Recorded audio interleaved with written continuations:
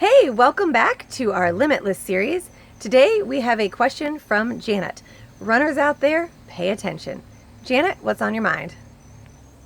Janet says, I have issues with my plantar fasciitis in my left foot that pushes sharp pains when I attempt to run faster. Are there any great exercises or stretches that can help it be more mobile so my running isn't choppy? Plantar fasciitis, the enemy of all runners. Well, the unfortunate news is, while you're experiencing that pain, you really don't want to do a lot of running at all. You want to give your foot time to heal, for the inflammation to fade away, and for you to build up some strength to try to prevent that from happening again. So right now, while you are experiencing that, which by the way, plantar fasciitis comes from inflammation of the fibrous tissue that's down in your foot, connecting your heel to your ankle and your foot, and it's all combined in there, and when it becomes inflamed is when it becomes really painful. But the good news is, even though you have to rest it now, I will tell you, I did find one single article only, when trying to figure out when you could run again, and it recommended that when things start to feel better, you could do some run-walk intervals. And I know as a runner, it's hard to pace yourself on those because the idea with intervals usually is to get faster. So I would take that article with a grain of salt, maybe just sort of ease your way into it and do some nice slow-paced runs, very short to begin with. But let's get you to that point first. So rest, first of all, to let the inflammation heal and clear up. Now, some exercises that you can do to prevent this in the future. There's a couple that I can show you, and then some wonderful stretches that are even better than the exercises. So I'm going to stand up so you can see a little bit better.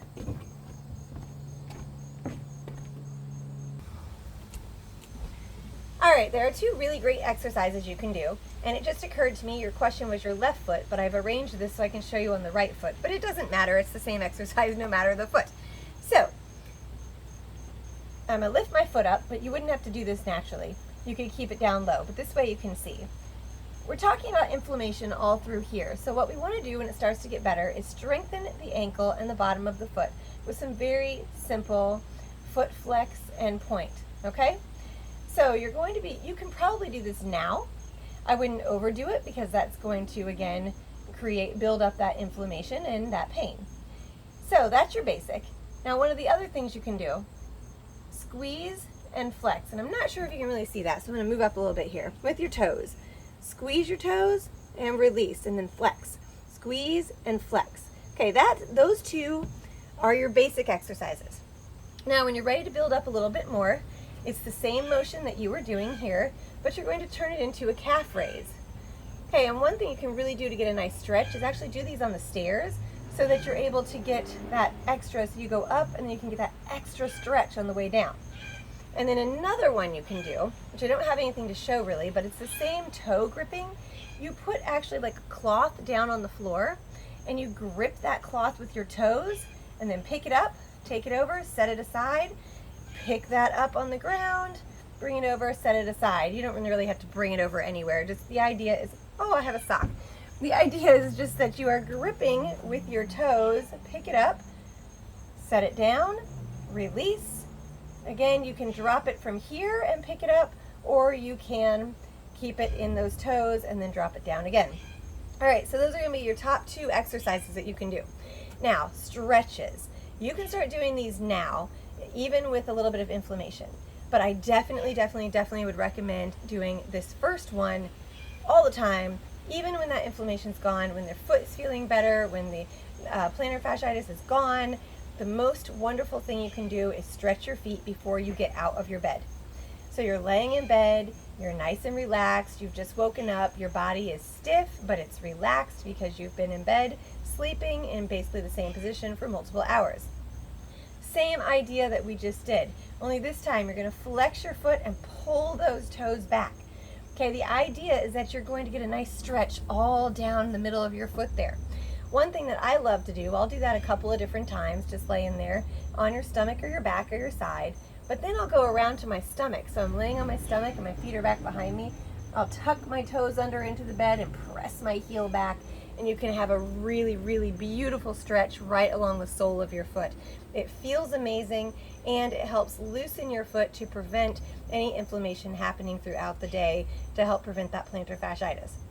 Now, another one that you can do that has been recommended both by other personal trainers as well as physical therapists, that's why I'm holding this tennis ball here, is roll your foot along the tennis ball. And again, of course, I'm not in a very good position for you to see what I'm doing here, but you're basically going to roll that tennis ball along the bottom of your foot, kind of like a massage for your foot.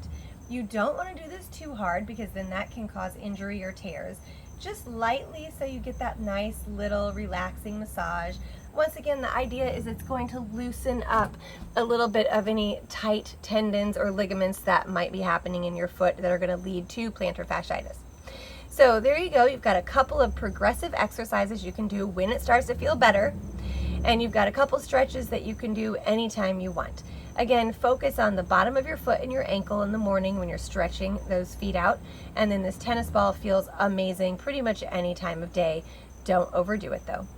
Hopefully that helps, and like I said, when you are ready to get back out there and run again, take it easy to ease yourself into it. Don't forget the stretches and the exercises at all times, and with any luck, between that and of course proper shoes, proper footwear, you will not experience plantar fasciitis for a very, very, very long time after this. Good luck and happy running. And everybody else, check back soon because you know we have more questions coming up. Bye.